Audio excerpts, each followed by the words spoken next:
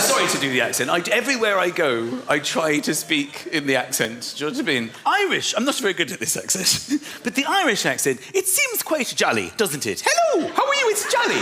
As long as you're smiling, you can do a pretty good Irish accent.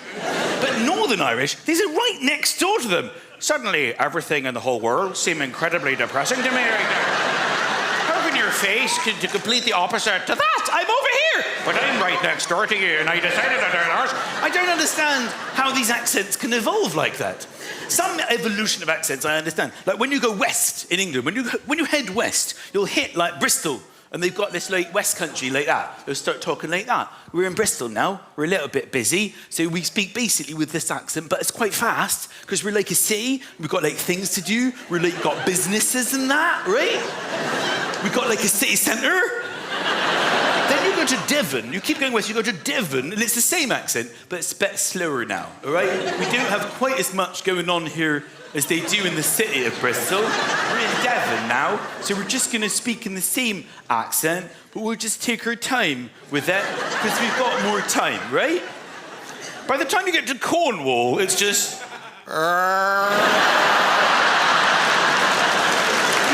get a sense of the evolution.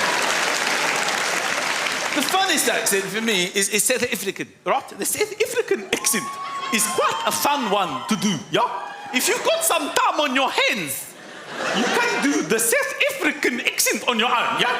As long as you make sure that every syllable that you say has nothing to do with the syllable that comes directly before the one you've just said, you're pretty much doing a South African accent, okay? Australia's quite fun, okay? There's a lot of Australians living over here in London. They're pretty, you know, they talk quite fast as well. They're pretty hyper, yeah? Because they've come a long way, you know? They're going to make the most of it. It's like, you know, it took me a day. I lost a day of my life to be here, so I'm going to make up for it now, okay? They find out where the decibel level is in the room, and we're going to go slightly above that, okay? That's how we're going to play it over here in London. So when I went to Australia touring, I thought it was going to be full of people doing this. Hello, welcome to Australia.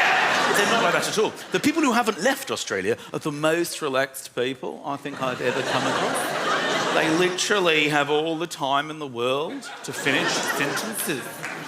I mean, with 13 hours ahead, you're never going to catch up anyway.